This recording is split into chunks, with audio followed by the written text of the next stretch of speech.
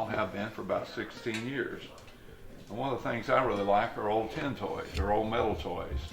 And one of the reasons that I collect and sell those is because it reminds me a lot of the toys that I had when I was a small child. This first one right here is an old Structo refrigerated transport truck. It's from the 50s.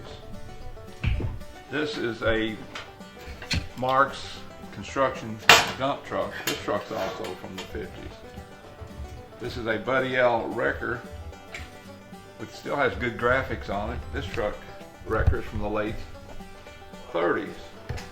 And here we have a Buddy L dump truck that's also from the 50s.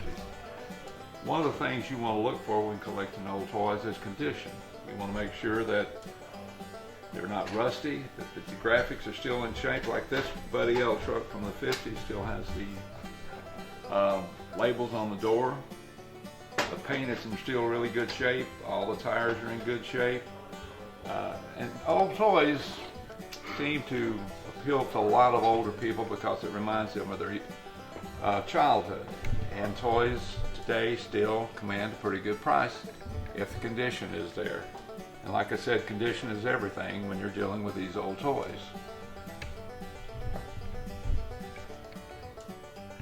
Another item that I like to collect is the old metal lunch boxes from the early 60s to the 70s. And again, one of the things you want to look for in these lunch boxes is condition. You want to make sure they're not rusty, the graphics are in good shape, and a lot of times the subject matter will command a larger price. Some of the older lunch boxes that had Roy Rogers on it or Hopalong Cassidy, they still command a pretty good price. And one of the things that's nice when you find these old lunch buckets is they still have the original thermos with it. That will double the price of one of these lunch boxes. And like I said, the subject matter will determine the price. Some of them will go for $20, but I have seen some of these old lunch boxes go as high as $350. On this rack here we have a lot of early construction equipment. So this particular toy here is probably out of the 30s, 40s. It is a Structo construction shovel. This is earlier than that. It's also by Structo. There's another one by Structo. This is an early 40s fire truck by Structo. Here's a Buddy L grader. These are all pretty nice old toys in fair condition. The graphics are still pretty good on them. Like I said, one of the things you want to look for in these old toys is the condition, to make sure that the graphics are there, the correct tires and things are there. This is a Structo hauler from the early 30s. It's a car transport. Here's some John Deere farm equipment, these are much later, but still they're very collectible.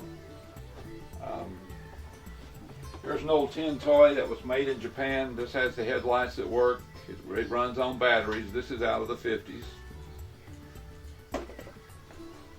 Here's an old, now this truck is a Marks pressed steel truck from the 40s. But somebody along the way has repainted it, which diminishes the value quite a bit on this truck.